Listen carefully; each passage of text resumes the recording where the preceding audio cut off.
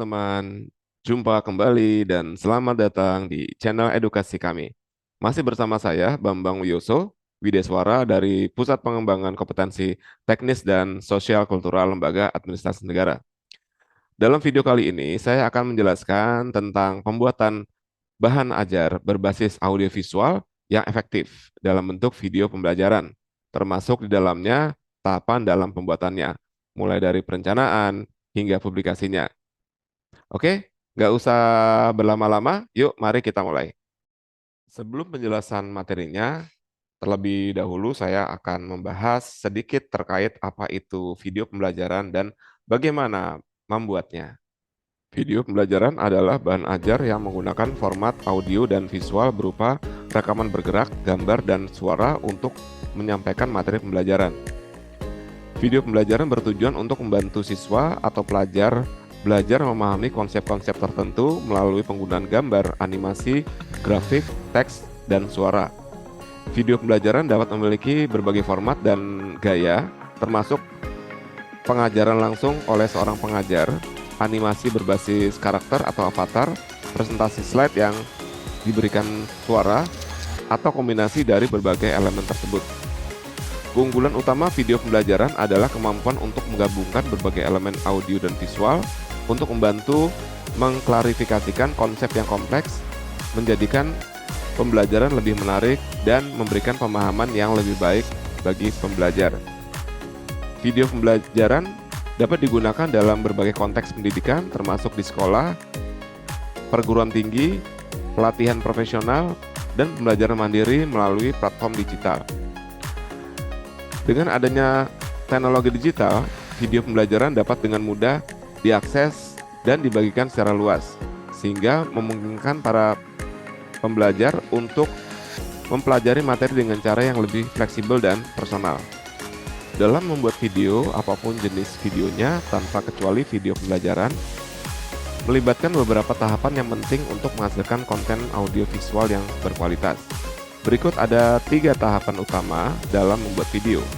Tahapan yang pertama adalah tahap praproduksi atau pre-production. Kegiatan yang biasa dilakukan pada tahap praproduksi antara lain adalah: pertama, menentukan ide video yang ingin dibuat. Yang kedua, menulis naskah atau skrip. Yang ketiga, perencanaan visual. Yang keempat, pemilihan lokasi baik di dalam ruangan atau di luar ruangan. Yang kelima adalah pemilihan pemeran.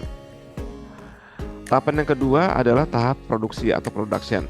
Kegiatan yang dilakukan pada tahap produksi antara lain adalah: pertama, pengambilan gambar, kedua, merekam suara, ketiga, penggunaan peralatan, keempat, pengaturan adegan, dan yang kelima, penambahan visual tambahan.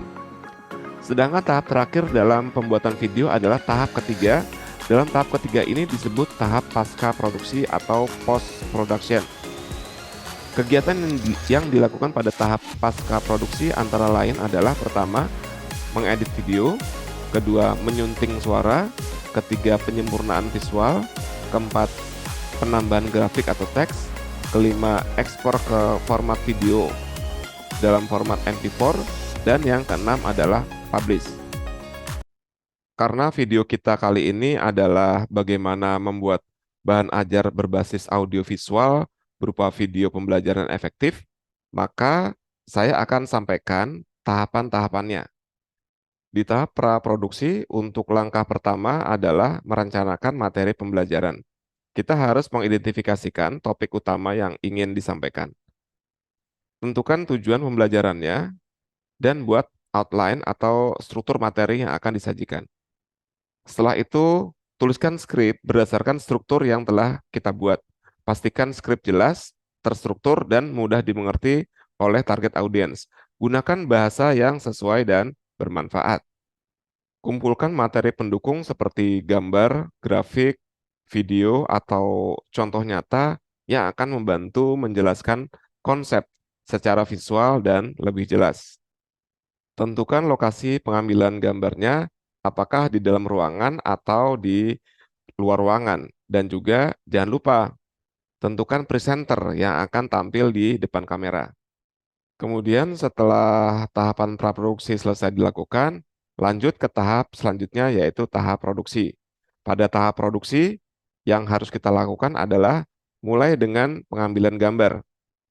Kita bisa menggunakan green screen untuk mengganti latar belakang dengan visual pendukung konsep atau menampilkan informasi-informasi. Pastikan suara direkam dengan jelas dan tanpa gangguan.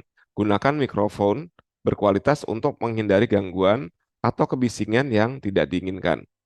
Pada tahap produksi ini, upayakan ada elemen visual tambahan seperti animasi, grafik bergerak, atau klip video pendukung yang sesuai dengan materi. Tahap selanjutnya adalah tahap pasca produksi atau post production. Pada tahap ini, kita masuk ke tahap pengeditan.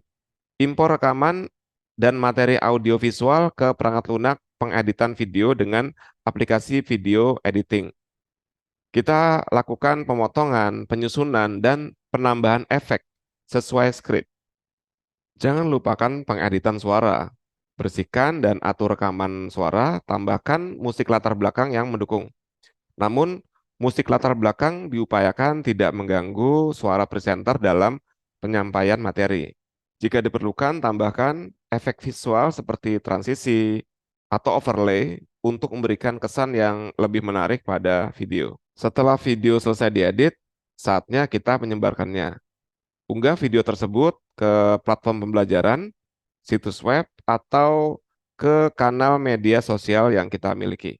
Interaksi dengan viewer terhadap video kita juga sangat penting ya teman. Responlah komentar viewer kita dengan ramah, terima saran dan masukannya, serta gunakan feedback untuk meningkatkan video kita berikutnya. Itulah tahapan lengkap dalam membuat bahan ajar berbasis audiovisual atau video pembelajaran yang efektif. Semoga video ini membantu memudahkan pemahaman kita tentang materi pembelajaran. Jika ada komentar atau pertanyaan, silahkan tuliskan di bawah ya. Terima kasih sudah menonton video ini. Sampai bertemu di video saya selanjutnya. Salam.